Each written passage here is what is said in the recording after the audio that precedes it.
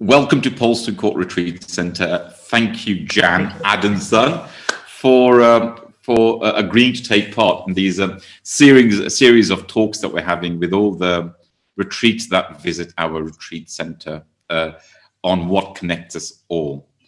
So I suppose when I first took over the retreat centre, I was obligated to actually attend one of your ceremonies for one simple reason, and that is you are the mother, you are the parents of actually Poulstone in one sense, because you've been coming here for over 30 years, Jan and Desiree, and that's how I know you.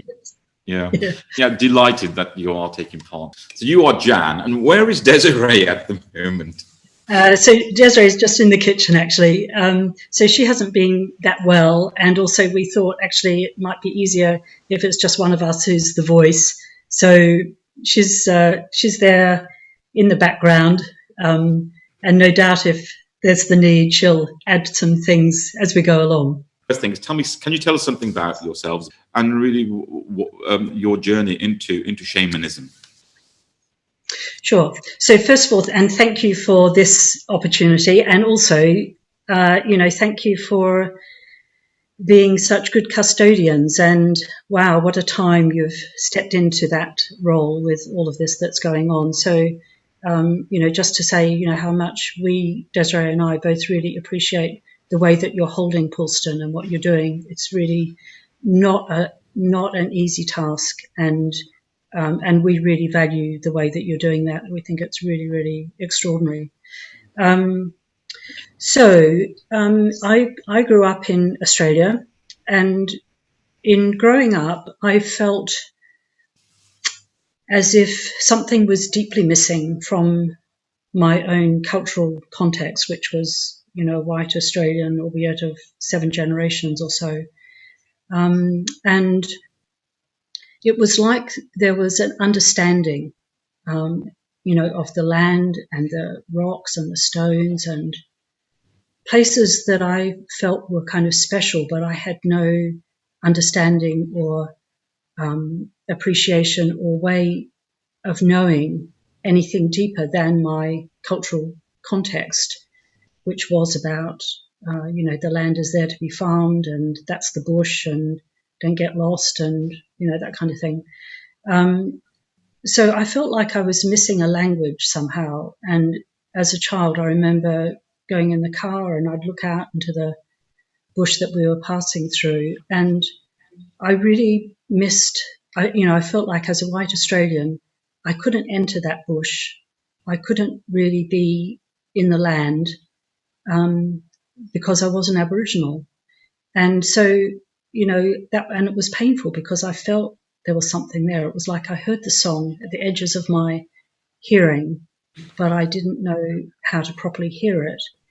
And so I left Australia in the late 70s and came to Britain. And that was interesting. I ended up in West Cornwall, and, obviously the land here and the culture here is different. I was really drawn to the stone circles and the old sacred places, where you still get the parish church. And it was kind of like, although again there wasn't the understanding or the language, in a way there was something that was a bit more accessible to me, as if the culture supported the old, the old sacred places of the land, which is so different in Australia, where you've got cities, put on top of an Aboriginal, dreamscape, with all the dreaming stories, and really completely on the surface obliterated. So there is no access because nothing is recognized of significant places. It's a little bit different now, but really not a lot. So I was, on this quest, trying to get closer to this understanding and a different way of being in relationship with the land. And I did a counselling course in Cornwall, and one of the tutors, had not long done a series of ceremonies with a Native American teacher called Storm, who'd come from America with the stones for his 20 count circle, with the teepee poles for his teepees, with the teepee covers. He brought everything. And he put these people through a really rigorous, time of ceremony. And so this tutor said, come and I'll share some teachings with you. And it was his wife actually who sat with me, and she gave me the teachings of the 20 count, which is it's the children's count. It's a cosmology of, where humans and the worlds and the earth and the stars and the planets all kind of sit together. And I just found it extraordinary. It was really my first experience of being in a kind of a sacred space in which everything was, in which there was a map. And it changed fundamentally, just in that moment, my relationship to the earth. So, now it's kind of commonplace for people to say, the earth is my mother. But actually, back then it wasn't commonplace. And I'd never felt it. I'd felt really disconnected. And just from that 20 count teaching, I felt like beneath me is this extraordinary, benevolent deity, this being. And actually I'm part of that. And I felt an extraordinary love for this planet, and so then I actually apprenticed to a shaman, and I learned a lot about the wheels and the keys and the ways of ceremony. But it began with that sense of disconnection, like I'm missing something that my own culture isn't showing me. And so really it's like in the subsequent years, that's still been my motivation, if you like, to bring us back into different relationship with the earth and our worlds. So that's how I come to be doing what I'm doing. That's just lovely. You talk of this cosmology. Welcome to Poulstone Court Retreat Centre. Thank you, Jan Adamson, for agreeing to take part in these series of talks that we're having with all the retreats that visit our retreat centre on what connects us all. So I suppose when I first took over the retreat centre, I was obligated to actually attend one of your ceremonies for one simple reason, and that is you are the mother, you are the parents of actually Pulse in one sense, because you've been coming here for over 30 years, Jan and Desiree, and that's how I know you. Yeah, so yeah, delighted that you are taking part. So you are Jan, and where is Desiree at the moment? So Desiree is just in the kitchen, actually. So she hasn't been that well, and also we thought actually it might be easier if it's just one of us who's the voice. So she's there in the background, and no doubt if there's the need, she'll add some things as we go along. Okay, great. She sends her love. Great. So I suppose my first thing is, can you tell us something about yourselves, about you, and really your journey into shamanism? Sure. So first of all, and thank you for this opportunity, and also, thank you for being such good custodians. And wow, what a time you've stepped into that role with all of this that's going on. So, just to say, how much we, Desiree and I, both really appreciate the way that you're holding Poulstone and what you're doing. It's really not an easy task, and we really value the way that you're doing that. We think it's really, really extraordinary. I grew up in Australia, and in growing up, I felt as if something was deeply missing from my own cultural context, which was, white Australian, albeit of 7 generations or so. And it was like there was an understanding, of the land and the rocks and the stones and places that I felt were kind of special, but I had no understanding or appreciation or way of knowing anything deeper than my cultural context, which was about, the land is there to be farmed, and that's the bush, and don't get lost, and, that kind of thing.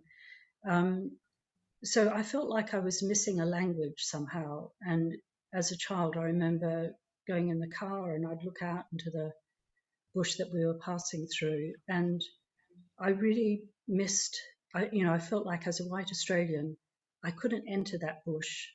I couldn't really be in the land because I wasn't Aboriginal. And so, and it was painful because I felt there was something there. It was like I heard the song at the edges of my hearing, but I didn't know how to properly hear it. And so I left Australia in the late 70s and came to Britain. And that was interesting. I ended up in West Cornwall, and, obviously the land here and the culture here is different. I was really drawn to the stone circles and the old sacred places, where you still get the parish church.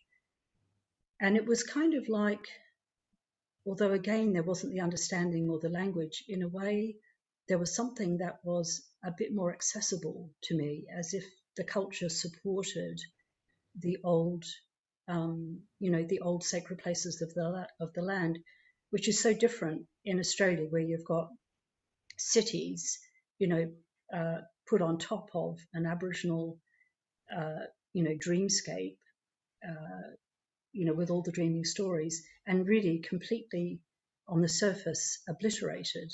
So there's kind of there is no access because nothing is recognized of significant places.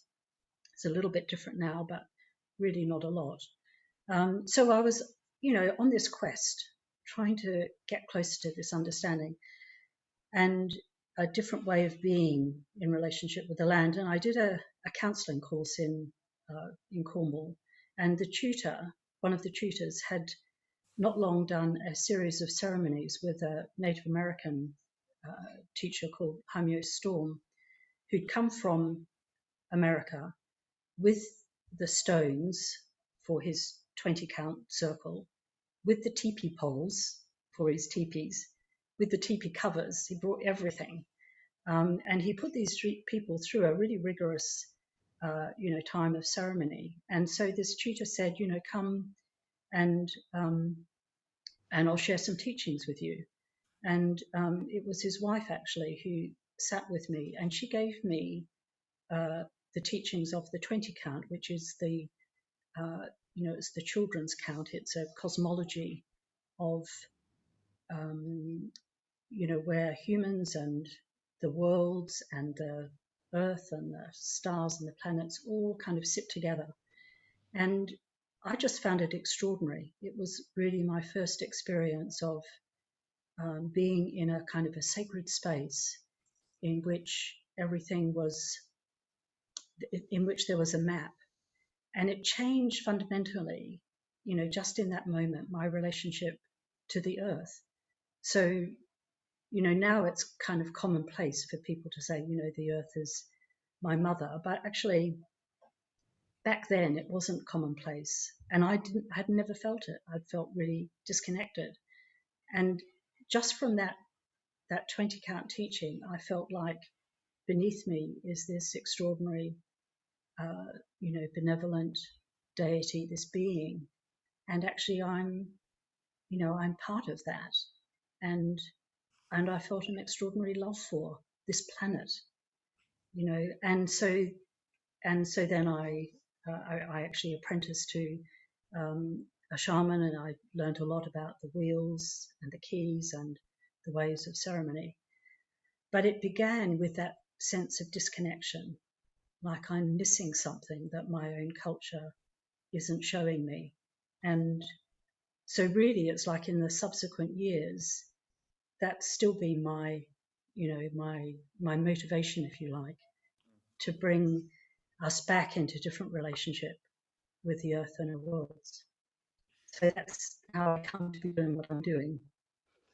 That's just lovely. You talk of this cosmology, almost a revelation in a cosmology that really isn't the cosmology that I assume we see here, but a cosmology of, you talk about stones and you talk about 20.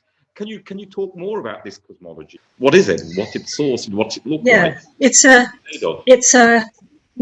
there's lots of different levels of that teaching, and so the 20 count there's 20 different stones, but if you place the stones on the land, it's two-dimensional. It's a map, it's a flat map, and actually the 20 count is more like a sphere within, and we are part of that, and so it includes all different aspects like the sun and earth and the minerals, the plants, the animals, the things. It includes the dream, this life itself. It includes the ancestors, the guardians of karma. It includes the consciousness of the stars and the planets. It includes the souls of all humans. It includes the great singers of the web, what connects us all, and this whole great mystery. So I guess the thing that it does, for me, and I think for other people, is that it helps us find our place somehow. It helps us to orientate ourselves. It's one of the things about, when I've stood with Indigenous people, one of the things that I really have got over the years is how when they stand before me with their knowing and with their connection, of ancestors and of clan and of law, and in a way of their own worth, it's like they hold a mirror for us, hold a mirror for me. And in that mirror, I can feel that this too is possible for me to know that in my ancestry too, there are benevolent ancestors, that I too have Indigenous mind, that for me too, relationship with all of the worlds on a profound level is possible. And so that's, it's something that the 20 count did, which was about taking me out of the mindset of I am separate from the world and that I can't be a part of that I've lost my access. And I've really come to believe that's not true. I think separation and disconnection is a mindset. It's not a permanent, state of affairs. And there's many different paths which are the key for us to come out of that mindset, to feel our sense of connection with everything again.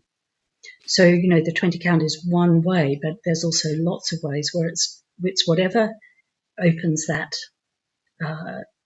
this mindset of limitation into something else much greater is possible.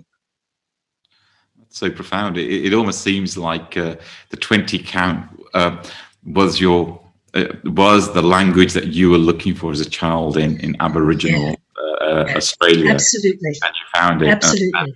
And it has been your voice for the last 30, 40, how many years? You've been teaching? Yeah. 30 odd years. So it was extraordinary. And then, within the teachings, we work a lot with the different aspects of the human, the spirit, our spirit self, the one who came from many different lives, many different experiences, bringing a blueprint for this life. Yeah. And then the body, where we are, if our body doesn't receive that spirit, if we're not embodied with our, passion, with our wisdom fire, nothing much is going to happen. And our emotional self, so we need that fluidity, this, spontaneity of emotions. It's part of our human existence, our human gift. And then balance that with the mind and our heart. And and all this around our soul. So, within that, many challenges for us. One of the things about the medicine wheel, is that on one level, it's about finding balance and relationship in our lives, so we're not creating chaos in our families and, in our communities. It's about coming to know ourselves and knowing of all the worlds, the minerals, the plants, the animals, the human, the spirit world, where is our affinity? Where are our gifts in relation to those worlds? And it's also about coming to know ourself. So we work a lot with integrating, lost parts. We really place a lot of importance on integrating the shadow. So, it's not all about, love and light and we're marvelous, but about, when I'm feeling really stressed, when I'm feeling really crap, who am I then? How do I hold the teachings then? And what of the stuff which I've put down, ignored, denied, and projected out, what if that is me? And how do I make that a gift? So people are so often afraid about acknowledging their anger or their rage or their deep grief. And we see all of those things as potentially amazing gifts. We can't just kind of turn the page on bad experience. It's part of who we are, and potentially there can be amazing power and strength in that. So, it's not for the faint-hearted, our work. It's challenging. And ultimately, we want people to step into who they are, step into their wisdom, be a blessing, on the earth.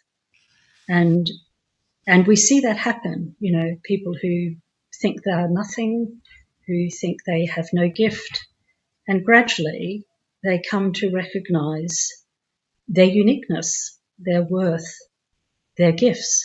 And then they do it in the world in all kinds of different ways. And that's fantastic. I love that. You've presented a lot of ideas. You presented this idea of the cosmology of the natural world, shadow work, and then almost going to the idea of ancestry, ancestors, the idea of the self-importance. And maybe what all this has taken me to is my next question. And it is a broad question, but I'm asking you to step back really and answer the question. I mean, maybe two questions. What is shamanism? And are you a shaman or shaman? Shaman, yeah. So it's a good question. And we talked a little before about this. So technically, a shaman, is kind of like there's this old definition. And a shaman is somebody who travels to other world places. And there's a lot that's written about, going into a trance state, into this place of ecstasy. So, they are an intermediary, between that world, but they go into that world and they journey in that world and they leave their body behind. And while we do shamanic, methods, practices, like drumming and, work with different, with gourds and different objects, ours is more kind of, it's more about the animist view of the world, which shamanism is too, but we don't necessarily go into trance states and ecstatic states. So we say, keep your ground, find your allies from the different worlds, be an intermediary, but it's not about losing yourself in that process as a shaman would. They let go of something in order to journey and then they return. And we don't do that, partly because I think there's not that many people who really are gifted in that sense to do it. And also, I think it's really important then for people to have a lot of support around them in order to do that kind of journeying.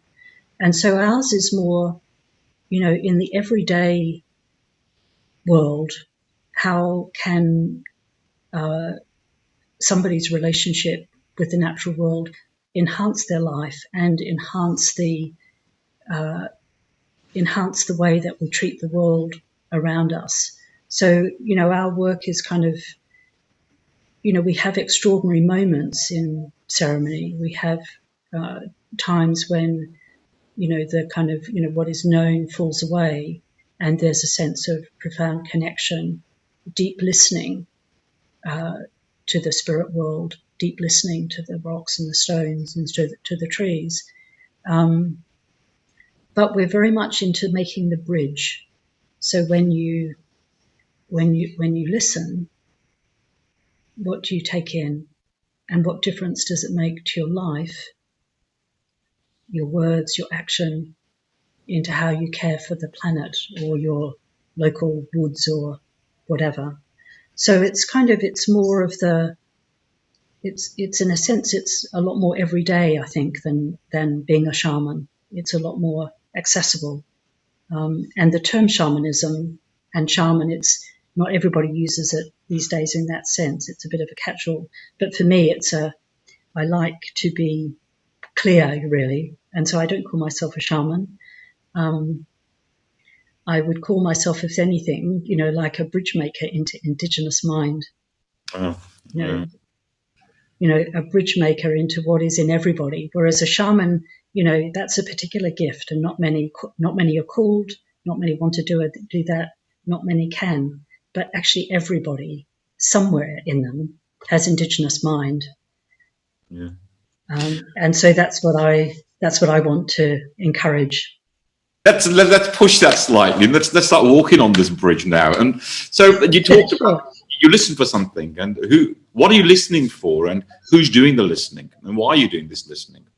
You talked about listening to something in the natural world. Yeah. Well, with Indigenous people, they sit a lot in silence. There's this great story about a Native American man who has a fossil. Yeah. He becomes the keeper of this fossil. And when he becomes the keeper of that fossil, he starts to talk less. And, and he's just very quiet all the time. And, people say to him, why are you so quiet? Since you got that fossil, you're not really speaking much at all. And he says, no, fossils don't speak very often. And when this fossil speaks, I want to be sure I'm listening. And that's a really, it's kind of, that view, it recognizes the wisdom of that fossil, maybe millions of years old. And in the same way that when we listen to the tree spirits or the animals, we recognize there's a wisdom there. They're not just, nice to look at, and the animals aren't just cuddly or beautiful or spectacular. There's a wisdom essence there. We as humans we haven't got the the claim on intelligence. And so, and we listen, and really at the moment, the world, the natural world, is trying to get our attention. The beings of the forests and the beings of the rivers and of so many different worlds are saying things are bad. Yeah. We're being destroyed. Yeah. Will you listen to what we're saying? And the ancestors too, there's different, over the years, different times when, you sit in the place of the ancestors and you really feel them calling for our attention. And other cultures keep touch with their ancestors much more than we do, but, we put our ancestral teachings in books, so the libraries are full of that. And that's one that's one kind of source of wisdom. But, you know, in the ancestral world, you know, like at the moment, you know, we're in this profound time of change. And these ancestors have also been through those times of change, many of them. You know, when things were difficult, they found some strength to endure, to find their way. You know, when we listen, we open ourselves to support, you know, as well as teaching. And I think one of our greatest malaises, you know, the modern Western world, is that we don't really reckon on there being support or help for us. You know, we're soldiering on, we're coping, we're managing. And, you know, so many people have lost a sense of that community is the natural world. Yeah. And so they, you know, at the moment they're asking for our help, but they're also wanting to support us. You know, you think of all the healing plants. Yeah. How extraordinary, you know, the medicines that have come from, you know, herbs and shrubs. How extraordinary. Why should they bother? But they do. You know, so, you know, why do animals, you know, want to reach out to us? Why do they want to establish a relationship with us? Why do they sing to us? And yet they do. And I'm, you know, at the moment, given the stress of the natural world, I'm amazed at that. And I think in part they do that because you know, because our well-being and the animals' well-being is so interconnected. You know, so it, in a way, it makes sense in my world that in order for us as humans to shift our consciousness, we need to really see and listen to the world around us.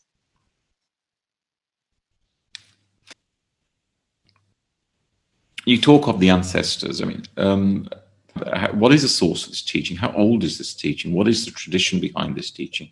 So, and the reason why I say this is, you know, you talk about shamans, and you know, I did try to do some research, and there seems to be different, you know, quite a large varying faces to what is a shaman, what is shamanism, and is there a specific tradition that you trace your teaching to, and if so, how old is that? How old is that tradition? You know, it's a really good, you know, really good question, and and origins is much debated, I find, in you know, in these older traditions. You know, this is where myth starts taking over, but I love myth. Yeah. So so some say the medicine wheels are kind of like, you know, 45,000 years old. You know, what I've come, and there's different views. So if I kind of backtrack, I'll do a roundabout answer. You know, back in the 60s and 70s, a lot of Indigenous elders at that time said to their people, we need to encourage education. You know, they looked at the white race particularly, and saw, or that kind of, maybe not just the white race, but that consumer-driven kind of human behavior, and really saw the destruction it was causing, you know, and this is going back, you know, to the 60s and 70s. And so there were many amongst the elders who said to their people, you need to go out and share the teachings. And with our Aboriginal teacher, she was part of that. So she said, and actually at the time she was, you know, didn't want to do it. She said, you must be joking. I won't ever do that. And because she'd suffered so much, she was part of the stolen generation. She never saw her parents again after she was taken away. And but then a child was killed at a land rights demonstration, and she suddenly thought, yes, I've got to do something different here, and I will. So she was part of, you know, from Aboriginal culture and from Native American culture, people who said, okay, we'll offer our teachings. But not everybody liked that. Not everybody in the Native American communities liked that. And many of the Native American communities are really oppressed and persecuted, and have been for years and years. And so there's a lot of struggle there. But the Native Americans are recognized as the keepers of these medicine wheels, of those particular teachings. And they do form the bones of our teaching. And at the same time, there are many source, teachings which are similar.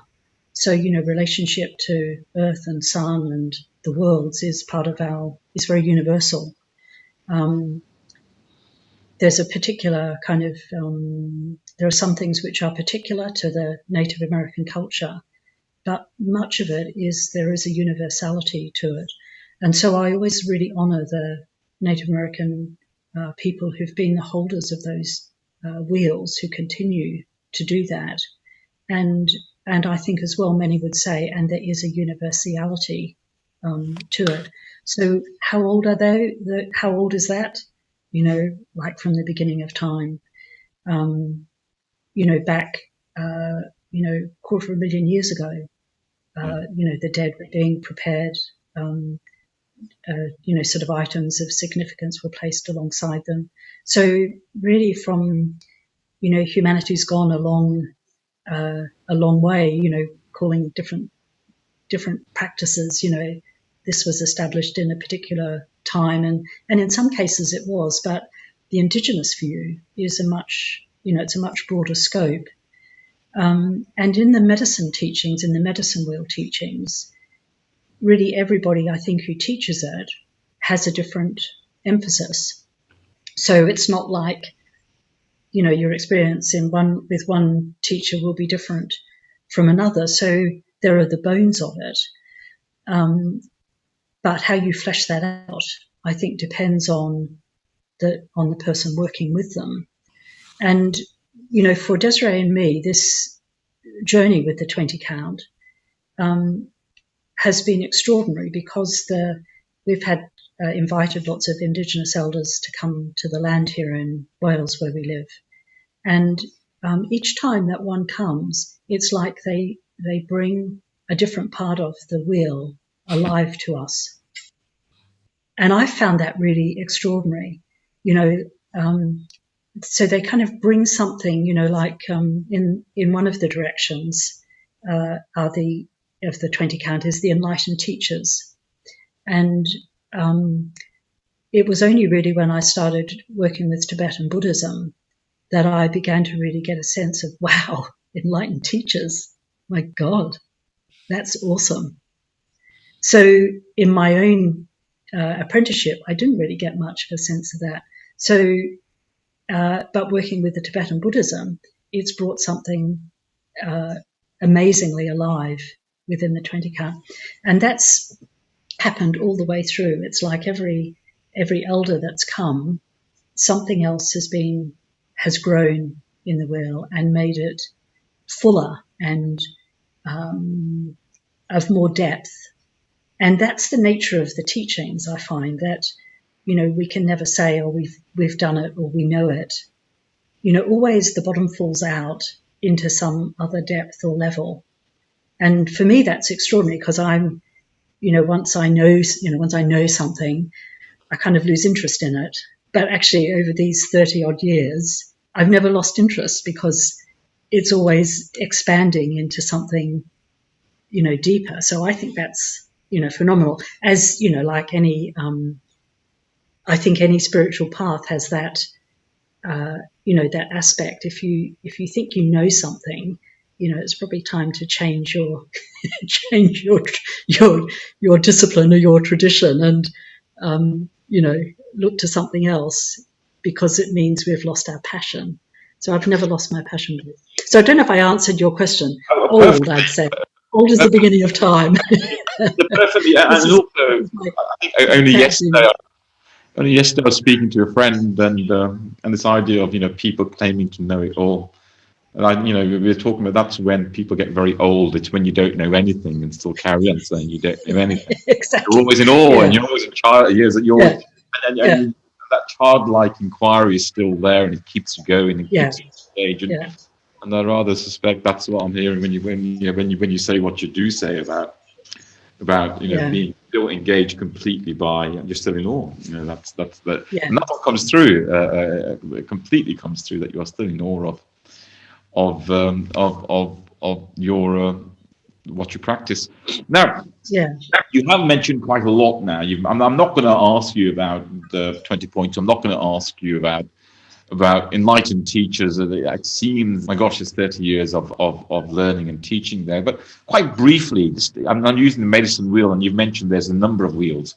But you mentioned a medicine wheel. What is a medicine wheel? Quite briefly, just to give some kind of insight into the teaching itself that you teach. Yeah. So they overlay each other, and I think perhaps what I'll start with is, so we when we do our teaching, we always, so our teaching is always done in ceremony, and actually there's not much theory given, it's the practice of it. But we call first of all the 5 powers, and so if we have an East stone, the power of the East is the power of illumination and enlightenment, and that sits in the East. And so that energy is kind of like, the stone holds it, or the room holds it when we work at Poulstone or other places. In the West is the power of introspection and intuition. So completely different from this illumination and enlightenment to now there's this going deep within, into the cave within, connecting with the earth. In the South, it's the power of trust and innocence. In the North, the power of balance and harmony and heart wisdom. And in the center, the power of self-responsibility and self-honesty.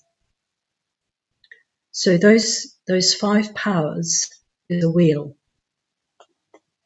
And it's also what holds us deeply. So when the powers are called, we as Desiree and me, as teachers, we rest in the powers and we try to get out of the way, not be in our own agenda. We've called these powers and we can trust them. And so and from that moment, something else is present in the room. Something else is there that changes us all. Synchronicity happens.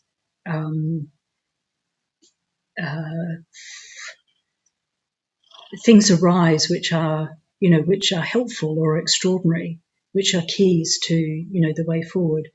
So that's a wheel.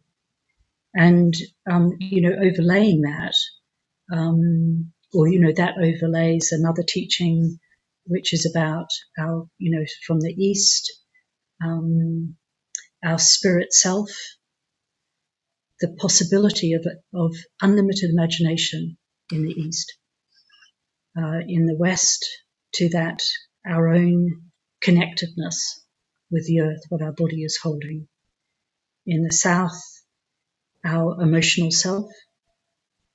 In the North, our wisdom mind. In the Southeast, our self-concept and the place of the ancestors. In the Southwest, the dream, the life that we're living now, its shape, its form, how we are in that, whether there's passion, whether there's energy, whether it's half dead. In the Northwest, our cycles and patterns, where we're caught, opening to the possibility of change, opening to what is held in our book of life. And in the Northeast, how we are with our energy, whether we're stuck or whether we're in a flow, whether we're in the driver's seat, or whether we abdicate our responsibility. So that circle of, of 8 is, it's overlaid by the powers, and that circle of 8, has another ring around it where we're supported, by something which is beyond our personal self. So all the time, it's there's layers and and levels and expansion. So as human beings, we often get caught in what we call a limited view of the self. My East is half dead because I don't know why I'm here. In the West, in my body, God, I just feel like I haven't got any energy to do anything. My emotions, I'm just in overwhelm. My North, I'm in a fog. I don't know what to do. My self-concept is just on the floor. My dream is nothing. I'm in a pattern, and my energy is flop. And in that kind of, in that state of being, it's really hard for people to address change. It's really hard for people to care about anything very much because they're in such a terrible state. So we'd come back to, so from the East, is there any spark there? Is there any knowing of what you brought from spirit? Is there any knowing of what you knew as a child, without doubt, that you were here to do, to bring, to gift? And can that touch your West, this poor old body that is struggling so much? Can that East spark just bring you a little bit awake? Oh, there's a glimmer. There's a shift. Now in my emotions, I feel all the grief that I've been holding. But if I can allow it, there's a space. And now in the North, I can breathe again. An element in the North is the wind, so to breathe is really good. And I feel somehow kinder here. I was beating myself up before, and now I just see my struggle, and I can be kinder. And that makes me kinder to others. And now my self-concept is moving. I feel compassion for myself. It was so hard. And now maybe I'm not such an awful person. Is there a possibility my dream, my life, day to day could change? And I can feel something, I can't name it. But when I look to the tree, somehow I feel like they're there for me. And that makes no sense. But I feel it. And now when I come to be with the karma and my cycles and patterns, there's a possibility of something different here. And when I allow that, my energy changes, and I can feel now something that's singing in me. And it's only really faint, but I know that song is really important, and I've heard it before, and I lost it, and now I have it again. So that's kind of that's like that mini working from, we start with what is, this depressed state or whatever, and then we're working with the wheel to see what else is possible here, not to run away from, pain and what needs to be faced, but to come to it from a different way. And it's great, it works. That's the fantastic thing, it works. It changes people. Jan, your explanation there, I'm hearing the song. It's just hearing the song. It's so lovely, that explanation. I mean, you may not describe yourself as a shaman, but just listening to you talk like one. It's just lovely. Thank you. I mean, that's beautiful. Wow. Okay, I'm trying to, move myself away, get my logical mind going again. Trying to, ground myself in my questions. But no, thank you. So, look, I suppose we're speaking through this digital platform now, and which almost has taken us away from the natural world, and it seems this is going to be a massive reality for humanity, actually.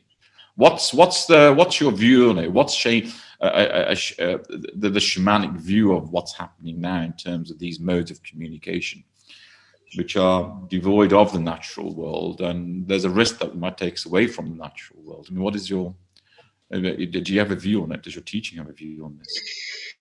Yeah, I mean, before COVID, I would never have dreamed of doing anything on Zoom. I was really sniffy about the whole thing. I would just, you must be joking.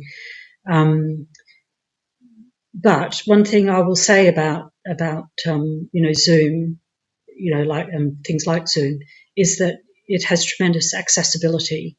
So, the fact that people from all over the world can connect without having to do ecological damage, getting on planes and traveling, I think is fantastic, and for Indigenous people, the internet has been fantastic because it's put them in touch with people all over the world, and it's really helped their causes, and it's really been good.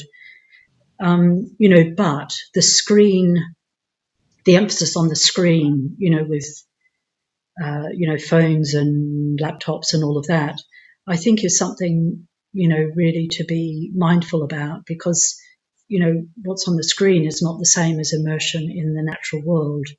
And people can get caught in what's on the screen without doing the connecting. So I think it's always with that proviso. If you're going to, like for us in doing Zoom work, we have people, go off to do their own work outside, which sometimes in the city isn't so easy, because actually just being with the technology, if they're not doing the connection with the earth and the world, it's not so good. And the other thing, for us particularly, is that when we're working at somewhere like Poulstone or here on the land, we know the guardians of the place, the physical place. We know that it's safe for people to go out and do, ceremonies on the land. It's a held place, and those guardians and the, all the natural world, like at Poulstone, people have phenomenal experiences of, foxes and swans and owls and all manner of beings who, literally are just before them. And so all of that really enhances the experience for them, and it's safe. So when we're doing Zoom and some people are living in the middle of a city, they might have a tenuous relationship with the guardians, or where they're living might be very, lacking in, in wildness, or in, the tree spirits there. Nobody ever speaks to them, and there are very few animals, and so on. And so we have to be really mindful not to, in a way, not to ask too much of people, because there's not the support of the natural world. And of course, we don't have the physical contact with them. So we really miss, like if somebody's struggling in a coffee break, you can say, can see that was hard for you, da da da da, and it's outside the, the focus of the whole Zoom group, so we really miss that. They miss their chats, in the kitchen or over lunch. And even though people can come back in the break, it's still harder because there's not the informality, that we have in a physical teaching. So I think it means there's much less support. Some people manage it okay. Other people get lots of headaches from the technology. And people just miss physical contact. They miss having hugs from people. They miss having a laugh in a corner. They miss their walks down to the river at Poulstone. They miss seeing the swans. And I think kind of basing, especially the kind of teachings we do, basing it, in the land, with a relationship with land is really important. So it's been a godsend for us in this time, lots of benefits, but it wouldn't be good, I don't think, to rely on it I can see, like, for conferences and gathering together people from different traditions and different countries, I think it's got great potential. But it's our physicality that we need to remember and need to find ways of supporting as well. So, Jan, I'm gonna. What is your message for unity? My message would be a prayer, if I may do that. Yes, please. Okay. Yeah. Okay. And so this is for unity, like as I understand it, as you're in this sort of like gathering of, people from just different traditions and of ways of coming together. That's yeah. Right. Great. Okay. Hey, sacred ones, holy ones. We come at a time of profound change and the call to change, to bring a shift in our human knowing, our human awareness. May we find our ways as sacred humans to come together, to pool our resources, to remember all that we carry that is part of an ancient source teaching. My prayer is that we find our ways of unity, of gathering again, of bringing together the wisdom that we carry, that this may be in service of this shift in human consciousness, and that this may bring positive change to our relationship with the world around us. For all who step forward in these times to be part of this change, may you feel the nourishment, the support, and the great help that is offered from all of the worlds. May you find safety and steadiness through these times, to remember what you carry is precious beyond measure, and that now is the time that that is called up. Blessed be. Thank you.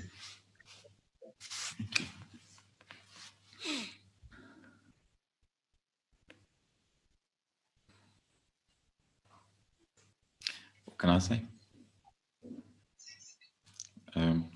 Jan, thank you for sharing in the deep and very rich wisdom of what you bring to Poulstone and share with the world around you. Thank you. It's beautiful. Thank you, Raj. And thank you too. And we'll be really interested to see how and the form, that this initiative takes, so, it's a growing, isn't it, at the minute? And just be really interested to see where it goes, and, just really wish you well with it, and really wish Poulstone well through these changes, and just so glad that you're there. And I think given all that you've had to face, I think a lot of people wouldn't still be there. So it shows somewhere the depth of what holds you, the fact that you're still there, and that you're looking for ways forward, and that's phenomenal. It's really been a tough time. So I think that's a testament to to your own spiritual tradition that holds you through all this, because such times that's the reality check, isn't it? Yeah. Jan, thank you. Love to Desiree. Will do, and she sends love to you. Thank you. Okay, Raj, take care. Much love. Bye bye.